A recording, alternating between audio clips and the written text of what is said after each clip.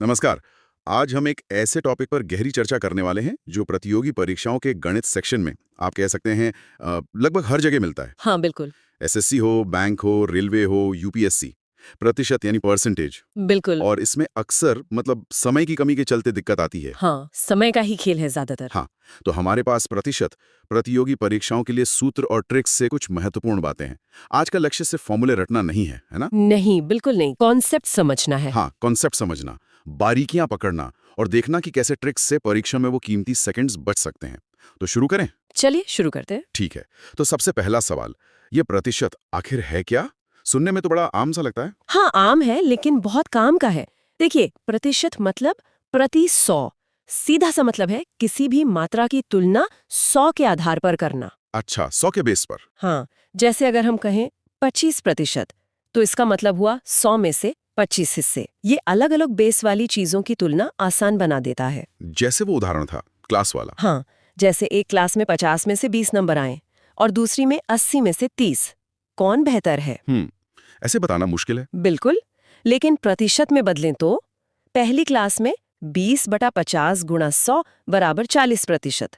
दूसरी में 30/80 गुणा 100 बराबर 37.5%। अच्छा, तो पहली वाली बेहतर हुई। हाँ, प्रतिशत ने तुरंत साफ कर दिया। और इसका जो बेसिक फॉर्मूला है वो भी यही है, प्रतिशत बराबर हिस्सा कुल गुणा 100। बिल्कुल। जैसे वो स्रोत का उदाहरण, 40 छात्रों की क्लास में 10 लड़कियां, तो लड़कियों का प्रतिशत हुआ 10/40 गुणा 100 यानी 25%। हाँ, और ये जानना इसलिए भी जरूरी है, जैसा आपने कहा, कि अगर दूसरी क्लास में 60 छात्र और 15 लड़कियां हो, तो लड़कियां तो ज्यादा हैं, 15, पर प्रतिशत 15 60 गुणा 100, अरे वो भी 25% ही है। देखा, संख्या से धोखा हो सकता है, प्रतिशत सही तस्वीर दिखाता है। सही का।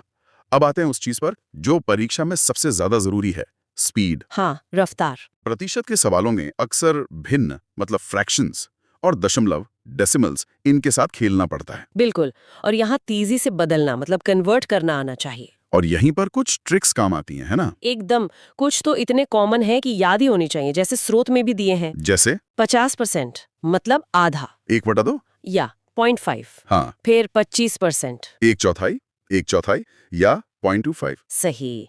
75%। 3/4, 3/4 या 0.75, बिल्कुल, और 10%। 10वां हिस्सा 1/10 यानी 0.1, और 20%। 15वां हिस्सा 0.2। हाँ, और कुछ और भी हैं, जैसे 33.33%, वो होता है 1/3। अच्छा, 1/3 और 16.66%। वो 1/6। ये कुछ बहुत कॉमन है। तो इनको याद रखने की कोई खास ट्रिक या बस इस्तेमाल करते करते याद हो जाते हैं? ये आधा, चौथाई, 3/4, 10वां, 5वां, तिहाई, छठा।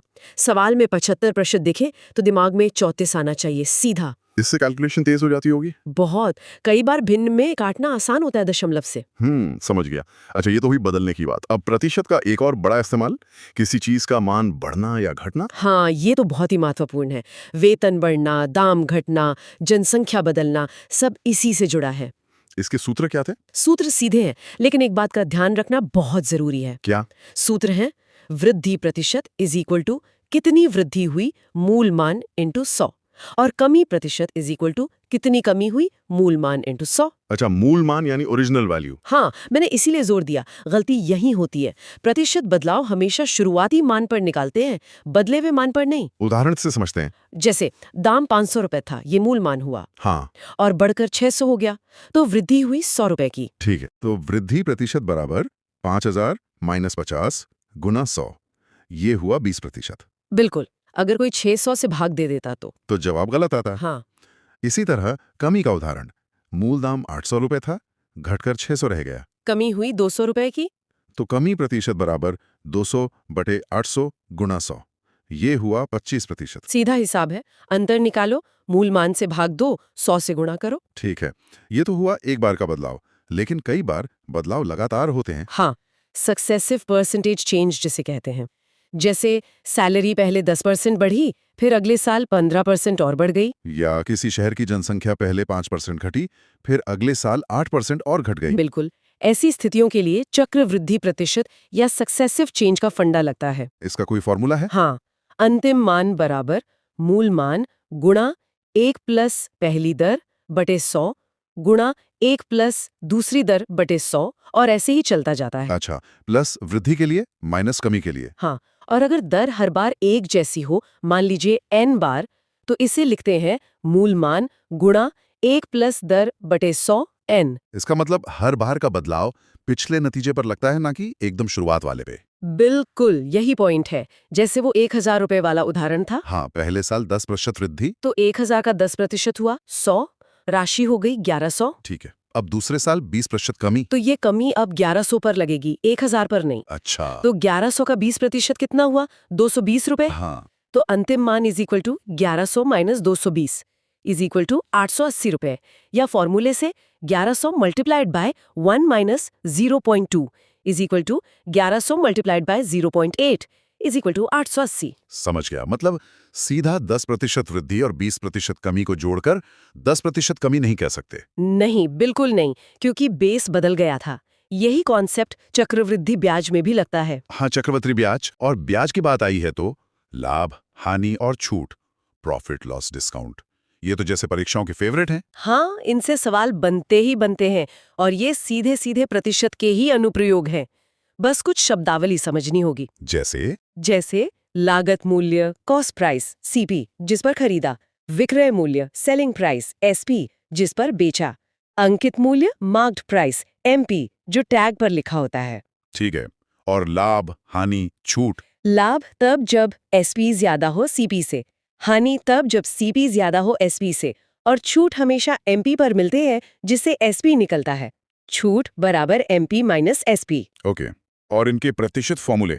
लाभ प्रतिशत बराबर लाभ भाग लागत मूल्य गुणा 100। लागत मूल्य पर। हाँ, हानि प्रतिशत बराबर हानि भाग लागत मूल्य गुणा 100। ये भी लागत मूल्य पर। बिल्कुल, लेकिन छूट प्रतिशत बराबर छूट भाग अंकित मूल्य गुणा 100। अच्छा, छूट अंकित मूल्य पर, ये याद रखना पड़ेगा। हाँ, लाभ हानि सीपी पर, छूट एमपी पर। ये गड़बड़ बहुत होती है। जैसे वो छूट वाला उदाहरण था, एमपी 500 रुपए, छूट 20%। हाँ, तो छूट हुई 500 का 20% यानी 100 रुपए। तो एसपी हुआ 500 माइनस 100 बराबर 400 रुपए। या सीधे एसपी बराबर एमपी गुणा 1 माइनस छूट प्रतिशत भाग 100 बराबर 500 गुणा 1 माइनस 20 भाग 100 बराबर 500 गुणा 0.8 बराबर 400। और अगर लाभ होता 20%? तो SP is equal to CP गुणा 1 प्लस लाभ प्रतिशत भाग 100 होता।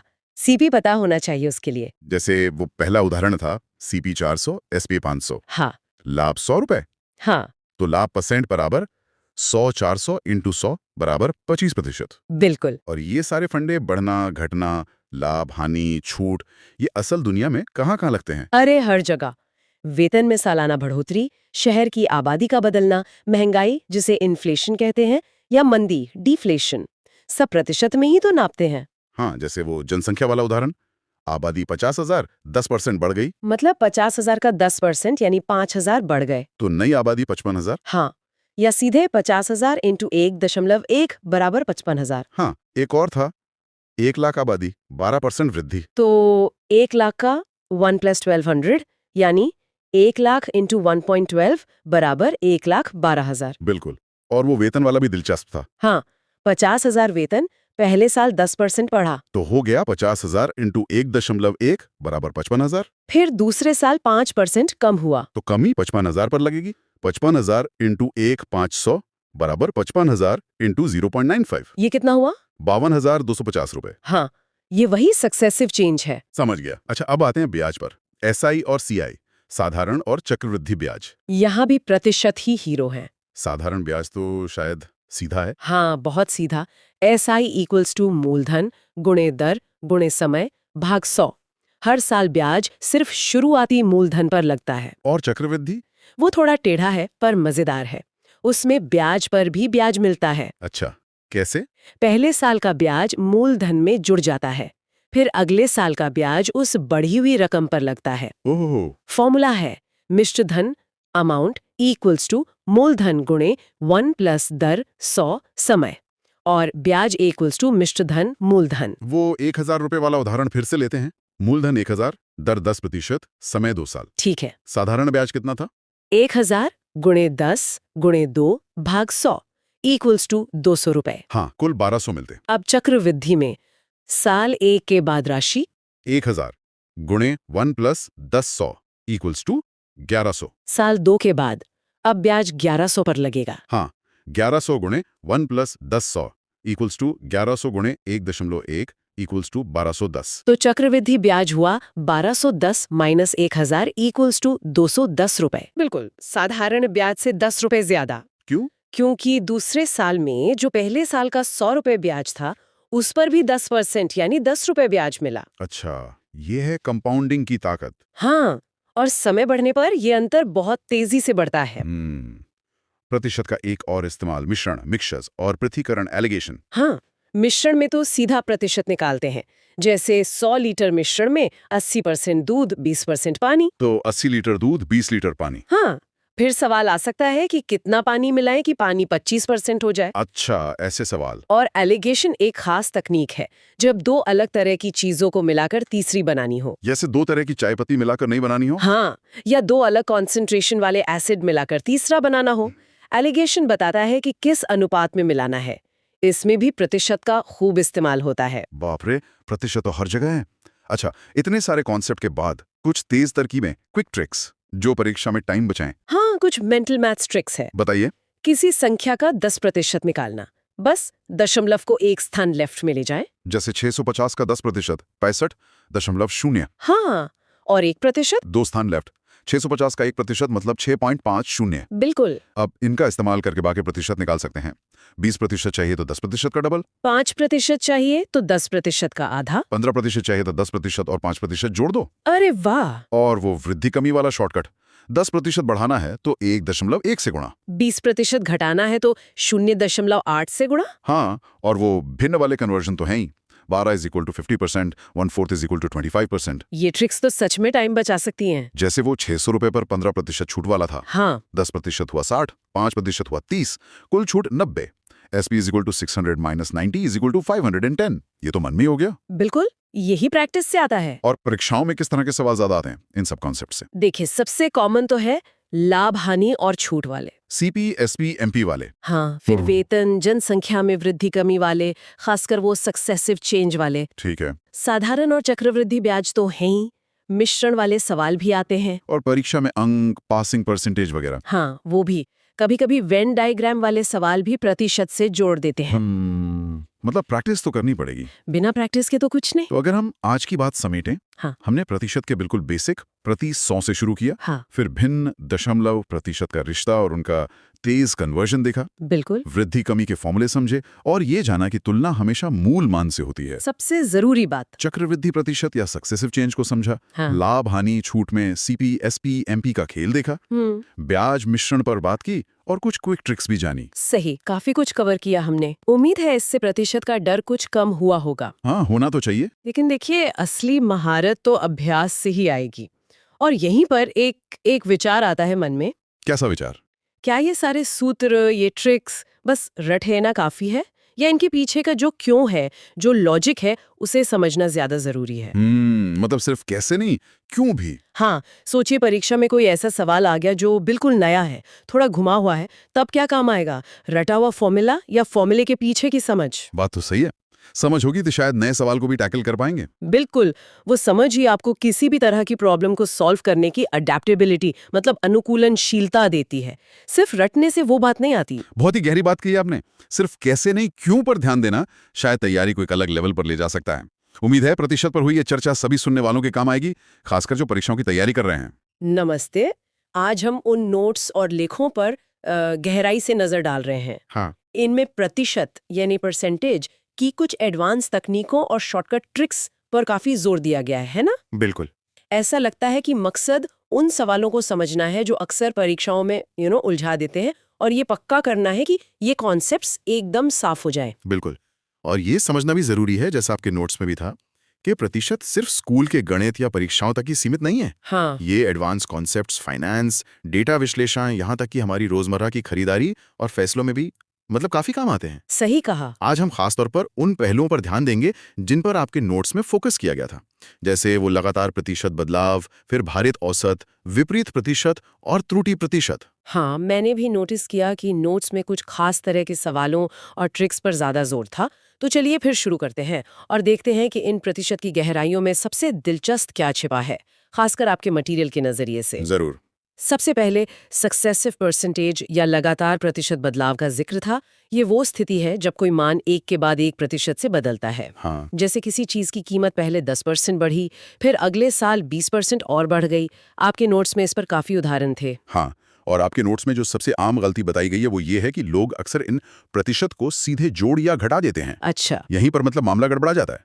इसका सही तरीका है गुणा करना। एक फॉर्मूला है इसका, अंतिम मान इज इक्वल टू मूल मान गुणे के व्हेन 1 प्लस पहला प्रतिशत बदलाव 100 गुणे 1 प्लस दूसरा प्रतिशत बदलाव 100 और इसी तरह आगे। ओके, आपके नोट्स वाला वो 1,000 रुपए की चीज का उदाहरण लेते हैं। पहले 10% वृद्धि, फिर 20% वृद्धि। अच्छा, तो अगर हम नोट्स में बताई गई आम गलती करें तो 10% प्लस 20% 30% जोड़कर जवाब 1,300 रुपए आएगा।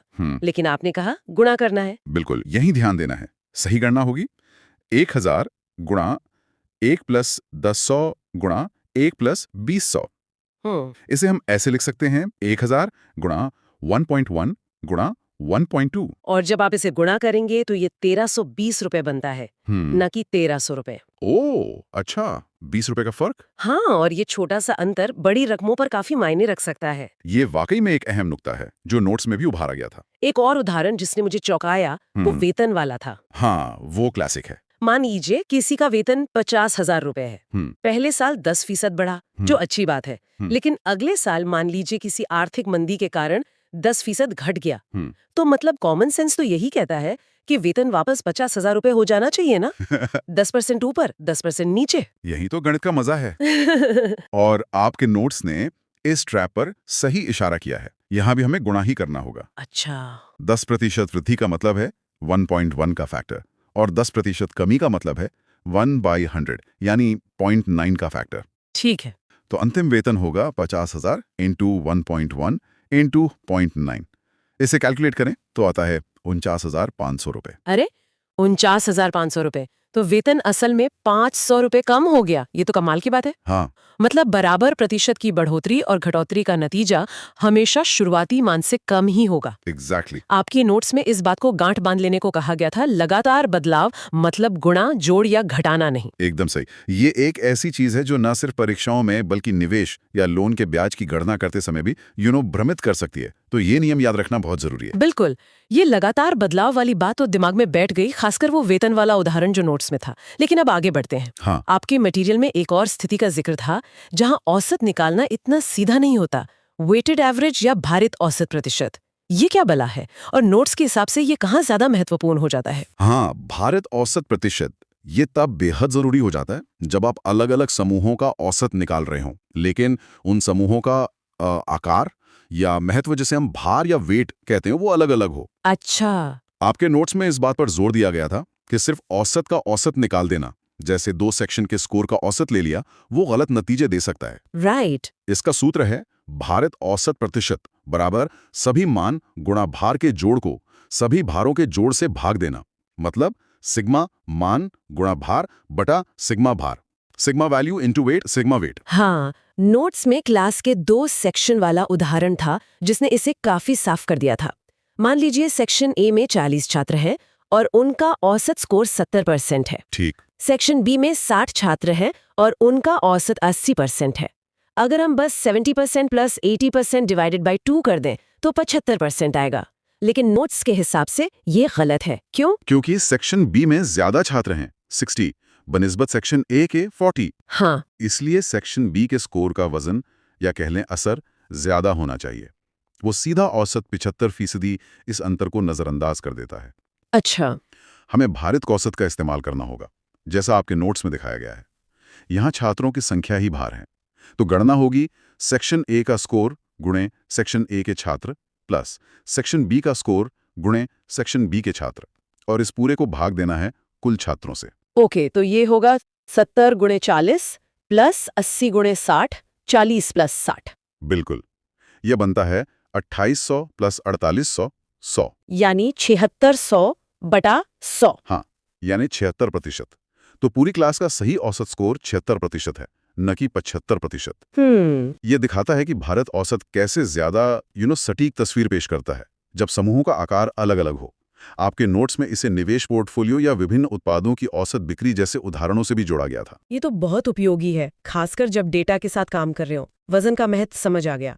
चलिए अब एक और दिलचस्प मोड़ पर आते हैं जिसका जिक्र आपके मटेरियल में था, रिवर्स परसेंटेज या विपरीत प्रतिशत। हाँ, मुझे ये नाम थोड़ा अजीब लगा, इसका क्या मतलब है? इसका मतलब है कि कभी-कभी हमें नतीजा पता होता है, जैसे किसी चीज़ की छूट के बाद की कीमत, और हमें पीछे जाकर मतलब रिवर्स जाकर शुरुआती कीमत पता लगानी होती है। अच्छा। इसलिए इसे रिवर्स कहते हैं। आपके नोट्स में बताया गया है कि ये खरीदारी, टैक्स गणना या लाभ हानि के सवालों में अक्सर इस्तेमाल होता है। इसका सूत्र है मूल मान बराबर अंतिम मान गुणा 100, 100 प्लस माइनस प्रतिशत बदलाव। अच्छा, वो प्लस माइनस का क्या मतलब है? प्लस माइनस क्यों? अच्छा सवाल। अगर अंतिम मान प्रतिशत वृद्धि के बाद मिला है, जैसे कीमत टैक्स लगने के बाद बढ़ी, तो हम 100 में प्रतिशत जोड़ेंगे। ओके। अगर अंतिम मान प्रतिशत कमी के बाद मिला है, जैसे छूट मिलने के बाद, तो हम 100 में से प्रतिशत घटाएंगे, माइनस। ये डिनोमिनेटर यानी नीचे वाले हिस्से में होता है। समझ गई। तो नोट्स वाला उदाहरण लेते हैं। 20% छूट के बाद कोई चीज 480 रुपए में बिकी। अब हमें इसकी मूल कीमत कॉस्ट प्राइस सीपी निकालनी है। यहाँ छूट है मतलब कमी हुई है, सही। तो हम सूत्र में माइनस का इस्तेमाल करेंगे। मूल मान इक्वल टू 480 गुणा 100, 100 माइनस 20। यानी 480 गुणा 100 बटा 80। हाँ, ये हो गया 48,000 बटा 80। इसे हल करने पर आता है 600 रुपए। तो छूट से पहले उस चीज की कीमत 600 रुपए थी। वाह। और अगर वृद्धि का मामला हो? नोट्स में एक और उदाहरण था। 25% वृद्धि के बाद किसी चीज की कीमत 1250 रुपए हो गई। शायद कीमत में कोई टैक्स या मुनाफा जोड़ा गया हो। इस स्थिति में हम डिनोमिनेटर में 100 में प्रतिशत जोड़ेंगे। मूल कीमत इक्वल टू 1250 गुणा 100, 100 प्लस 25। मतलब 1250 गुणा 100 बटा 125। बिल्कुल, ये हुआ 1,25,000 बटा 125। इसे हल करने पर 1,000 रुपए आता है। तो वृद्धि से पहले मूल कीमत 1,000 रुपए थी। तो ये रिवर्स परसेंटेज वाला तरीका वाकई काम का है, खासकर जब हमें सेल या टैक्स के बाद की कीमतें पता हों और जानना हो कि असली कीमत क्या थी। बस ये याद रखना है कि वृद्धि के लिए जोड़ना है और कमी के लिए घटाना है, वो भी 100 के साथ डिनोमिनेटर में। हाँ। आपके नोट्स में इस सूत्र को याद रखने पर काफी जोर दिया गया था। हाँ, क्योंकि एक सीधा और तेज तरीका इन सवालों को हल करने का। इसमें गलती होने की गुंजाइश कम रहती है अगर आपको फॉर्मूला याद है। बिल्कुल। अब बात करते हैं त्रुटि और सन्निकटन यानी एरर एंड अप्रॉक्सीमेशन वाले सवालों की। आपके नोट्स में इनका भी जिक्र था, खासकर प्रतियोगी परीक्षाओं के संदर्भ में। बिल्कुल। त्रुटि प्रतिशत, एरर परसेंटेज, ये बेसिकली मापता है कि कोई मापा गया या अनुमानित मान वास्तविक मान से कितना अलग है, कितना प्रतिशत अलग है। अच्छा। आपके नोट्स में इसका सूत्र दिया गया था, त्रुटि प्रतिशत इज इक्वल टू त्रुटि बटा वास्तविक मान गुणा 100। यहाँ त्रुटि का मतलब है वास्तविक मान और मापे गए मान के बीच का अंतर, मतलब एब्सोल्यूट डिफरेंस। जैसे वो वजन वाला उदाहरण नोट्स में था। किसी व्यक्ति का वजन गलती से 102 किलो दर्ज हो गया, जबकि असली वजन 100 किलो था। तो यहाँ त्रुटि कितनी हुई? सिंपल है, त्रुटि हुई 102, 100 बराबर 2 किलो। ओके। अब त्रुटि प्रतिशत निकालने के लिए हम इस त्रुटि यानी 2 किलो को वास्तविक मान 100 किलो से भाग देंगे और 100 से गुणा करेंगे। 2 किलो 100 किलो गुणा 100 बराबर 2%। तो दर्ज किए गए वजन में 2% की त्रुटि थी। 2% की एरर। और नोट्स में एक दिलचस्प ट्रिक का भी जिक्र था कि कुछ उच्च स्तरीय परीक्षाओं में जहां कैलकुलेशंस बहुत मुश्किल होती हैं, कभी-कभी उत्तर विकल्पों में से जो निकटतम अनुमानित मान क्लोजेस्ट अप्रॉक्सीमेशन होता है, वही सही उत्तर होता है। क्या ये हमेशा काम करता है? देखिए, ये एक रणनीति है जो समय बचाने में मदद कर सकती है, खासकर तब जब विकल्प काफी दूर-दूर हों। हाँ। लेकिन इस पर पूरी तरह निर्भर रहना जोखिम भरा हो सकता है। आपके नोट्स में भी शायद इसे सावधानी से इस्तेमाल करने की सलाह दी गई होगी। हाँ थी। मूल अवधारणा को समझना और यथासंभव सटीक गणना करना हमेशा बेहतर होता है। ये ट्रिक अनुभव और अभ्यास से ज्यादा समझ आती है कि कब इस्तेमाल करनी है, कब नहीं। सही कहा। शॉर्टकट पर आंख मूंद कर भरोसा नहीं करना चाहिए। अच्छा, अब एक और स्थिति पर आते हैं जो नोट्स में थी। जब कई चीजें मिली हुई हों, जैसे कोई मिश्रण या घोल, तब कुल प्रतिशत कैसे निकालते हैं? इसे संयुक्त प्रतिशत प्रश्न, कंबाइंड परसेंटेज क्वेश्चंस कहा गया था। हाँ, ये अवधारणा भारित औसत से काफी मिलती जुलती है एक्चुअली। सोचिए, आपके पास अलग अलग चीजों के मिश्रण है और हर एक में किसी खास चीज जैसे पानी, चीनी या कोई धातु, उसका प्रतिशत अलग अलग है। जब आप इन मिश्रणों को मिलाते हैं तो आपको नए बड़े मिश्रण में उस चीज का कुल प्रतिशत पता लगाना होता है। आपके नोट्स का उदाहरण लेते हैं। आइटम ए का वजन 50 किलो है और उसमें 20% पानी है। आइटम बी का वजन 100 किलो है और उसमें 40% पानी है। ठीक है, तो अगर हम इन दोनों को मिला दें तो नए मिश्रण में पानी का कुल प्रतिशत क्या होगा? क्या हम यहाँ भी भारित औसत जैसा कुछ करेंगे? बिल्कुल, फंडा वही है। सबसे पहले हमें हर आइटम में पानी की असली मात्रा निकालनी होगी। ओके। आइटम ए में पानी इज इक्वल टू 50 किलो का 20% इज इक्वल टू 50 गुणा 0.20 बराबर 10 किलो। ठीक है। आइटम बी में पानी इज इक्वल टू 100 किलो का 40% इज इक्वल टू 100 गुणा 0.40 बराबर 40 किलो। राइट। तो कुल मिश्रण में पानी की कुल मात्रा हो गई 10 kilo plus 40 kilo is equal to 50 kilo. और मिश्रण का कुल वजन हो गया 50 kilo A plus 100 kilo B बराबर 150 किलो। एकदम सही।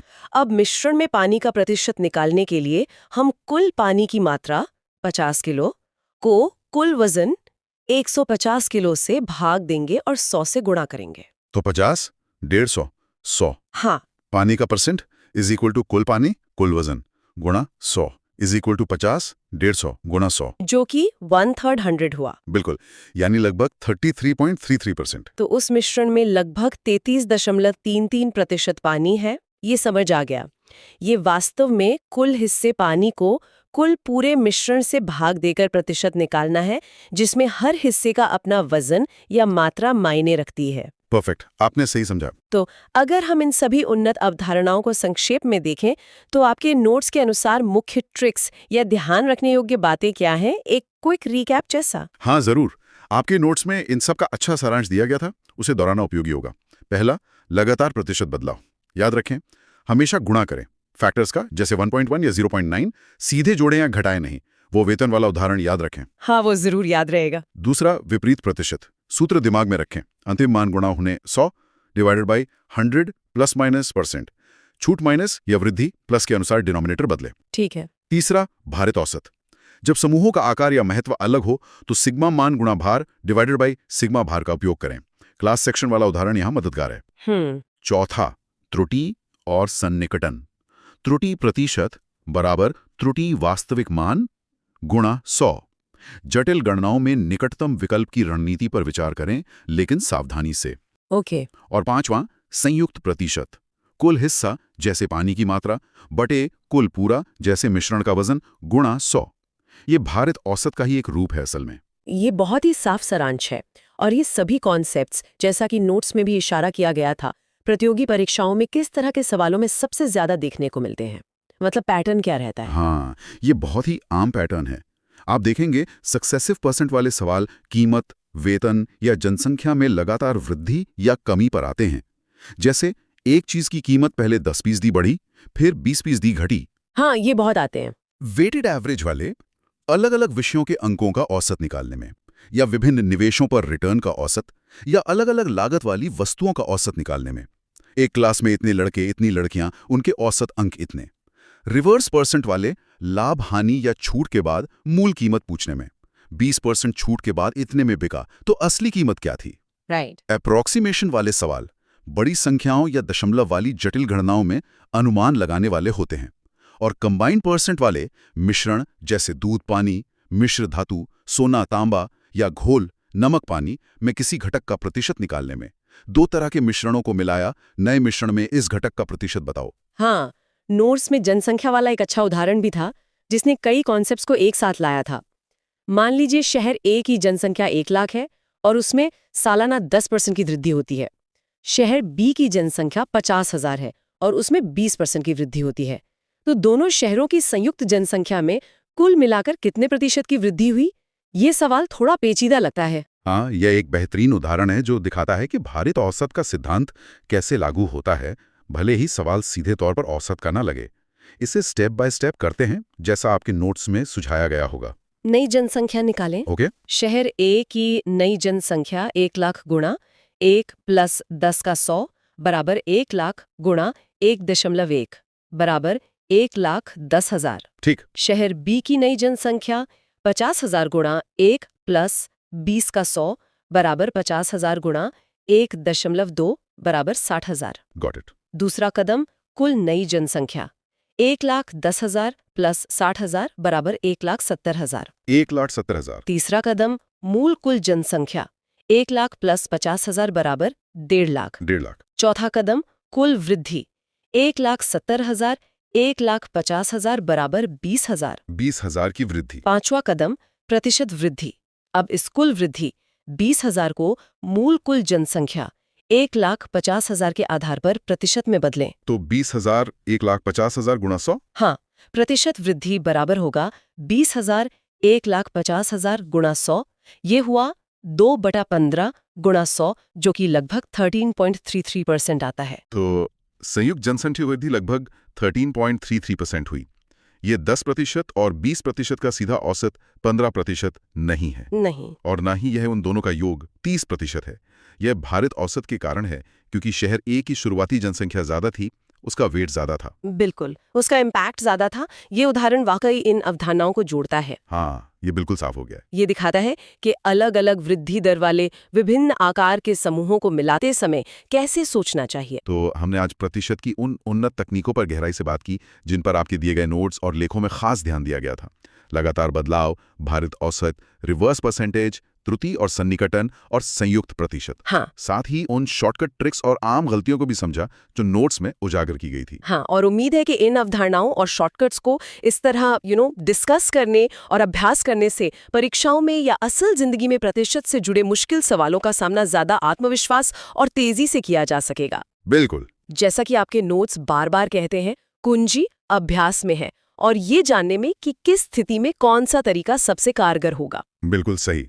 आपके दिए गए स्रोतों से ये स्पष्ट था कि इन तकनीकों की गहरी समझ बनानी जरूरी है, न कि सिर्फ सूत्र रटना। सही कहा। जाते जाते एक सवाल सोचने के लिए छोड़ जाते हैं, जो इन स्रोतों को पढ़ने के बाद मेरे मन में भी आया। अच्छा। इन प्रतिशत अवधारणाओं में से कौन सी लगातार बदलाव, भारित औसत या रिवर्स परसेंटेज आपको लगता है कि आपके दैनिक जीवन में सबसे अप्रत्याशित या छिपे हुए तरीके से सामने आती है? दिलचस्प सवाल है। क्या वो सेल पर डबल डिस्काउंट समझने में है, या शायद विभिन्न स्रोतों से आने वाली समाचार रिपोर्टों जिनका अपना भार हो सकता है, उनका औसत समझने में, या फिर जब आप किसी चीज की कीमत में टैक्स जुड़ने के बाद सोचते हैं कि अरे इसकी मूल कीमत क्या रही होगी। इस पर विचार करना दिलचस्प हो सकता है कि ये गणितीय उपकरण असल में हमारी दुनिया को समझने में कितनी मदद करते हैं, वो भी अनजाने में।